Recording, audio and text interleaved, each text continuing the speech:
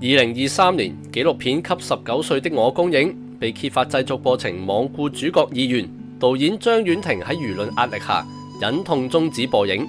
事隔3年，原來風波再度掀起，眾多成年人嘅表現拼湊一齊，成為比起《給19歲的我》更有教育意義嘅真實紀錄。《給19歲的我》追蹤英華女學校嘅6位中一學生10年內嘅成長歷程，拍攝團隊獲學生簽署同意書，表示願意拍攝，但係過程中拍攝團隊同追蹤對象嘅關注事項唔同。團隊認為只要取得學生同意，拍攝公映理應毫無阻礙。學生就喺並唔完全知識狀況，例如以為係喺學校播映而唔係公開上映，同埋喺成長之後唔願意公開往昔片段，最終反對紀錄片上畫。雖然話只有2名主角提出咁樣嘅異議，但係香港人絕對理解年少時或者為求助人，或者受成人壓力，或者任何其他原因，半推半就之下應承一啲嘢，後來就恨錯而體諒學生。製作團隊捱轟，電影上映幾日即告落畫。關於《給19歲的我》嘅爭議，我讀過最好嘅分析係歐嘉倫《最後的信仰：新聞倫理12講》嘅其中一個章節，概括歸納要旨就係、受訪者記錄嘅對象往往處於弱勢，保護佢哋比起保留製作者嘅心血重要得多。論證裏面援引多項拍攝紀錄片嘅守則同實例，值得一讀。喺呢度就唔長加引錄。書裏面所講可以話係對於3年前爭議縱橫嘅評斷。基於呢重判斷，避免再度騷擾主角，理應成為製作方日後再計劃上映《給19歲的我》嗰陣首要考慮事項。如果再上映，就刪剪成一個涉事者滿意嘅版本；如果唔可以，就放棄公映；如果嫌再度聯絡有關人等麻煩，同樣唔公映；如果冇辦法排除佢哋反對嘅可能，又係唔公映。法律上有沉默唔係允許嘅原則，喺呢度都適用。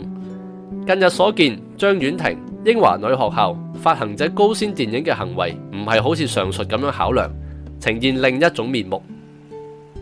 自今年初至4月，上映風波再度出現，各方舉動頻繁，暫時又只能夠基於各自所述組合時序，姑且概述如下。據英華女學校講，學校1月同參加拍攝嘅舊生商討再度放映，黃卓玲、阿玲未有回覆，連同佘麗薇、阿佘嘅其餘舊生表示同意。據張婉婷講，2月佢連同高先同英華女校嘅校長、副校長會面，校長要求佢哋準備參加影展嘅預算，校方冇反對上映。4月消息指電影喺意大利烏甸尼遠東電影節放映，有主角表明唔同意，包括阿佘，而張婉婷話佢嘅表達同以往唔相符。此後，英華女校發表聲明，聲言身為片主，並未授權電影喺電影節放映，又強調未得主演者一致同意之前，唔同意任何形式嘅放映。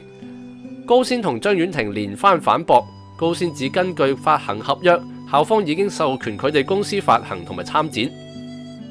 張婉婷團隊嘅言論值得注視，佢哋喺公開信裏面自言3年嚟保持緘默，飽受精神壓力，為尊重學校，為片中同學唔受輿論干擾，啞忍咗3年，直斥英華女校講大話，佢哋非常震驚，唔係我哋認識嘅英華女校，或者係任何教育家嘅所為。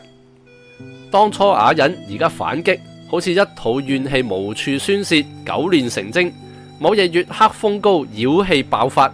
咁樣嘅言論，望自己好似公怨連綿，對學校又似連番掌摑，個中暴怒，若言指上。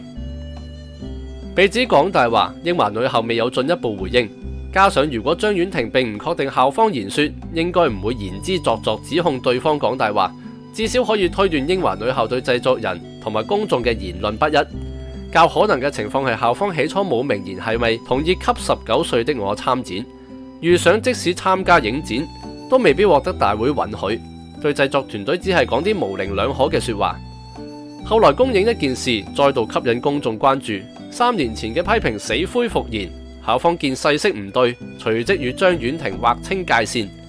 張婉婷指控嘅唔係教育家所為某程度恰當，在於學校唔係誠實正直、看風使舵，又冇以保護舊生為優先考慮。張婉婷同埋佢嘅團隊聲言啞忍，對於阿佘早喺2023年接受訪問嗰陣所表達反對放映嘅意願不聞不問，一再指出佢同意決意公映，明顯喺知識爭議不斷嘅情況下，仍然執意放映，只選取對自己有利嘅部分事實作為支持公映嘅理據，而忽略不利而且更為重要嘅其他事實，意圖蒙混過關。發現學校講大話，竟然暴跳如雷，似乎真心誠意認為自己係受害者，無視製作團隊屢次企圖避開公眾耳目，闖關播映，違反主角意願。設想咁樣嘅心境，給19歲的我一部紀錄片，號稱記錄6個女仔嘅成長，承載青蔥氣息，滿有人民關懷，到頭嚟視參演者為客體，好似金魚缸裏面任人擺弄嘅金魚，毫不尊重佢哋。原來電影製作者心目中嘅事成高於一切，佢哋由始至終唔認為製作至放映有問題，咁樣先叫公眾非常震驚。4月12日，高先公告給19歲的我退出烏甸尼電影節，呢部紀錄片再度無法上映，但係由涉事人等穿插而成嘅成人生態紀錄片就清晰無比咁樣展現於人前，就好似詩人卞之琳斷章裏面所講：你站在橋上看風景，看風景的人在樓下看你。成人喺自命攀上高峰嘅同時，有冇注意腳下嘅路，或者下引地獄之門呢？有意見或者中意呢條片，請 comment、like、subscribe、share。有餘力嘅朋友仲可以喺 Patreon 或者 Substack 實質支持，等我哋走得更遠。下條片再見。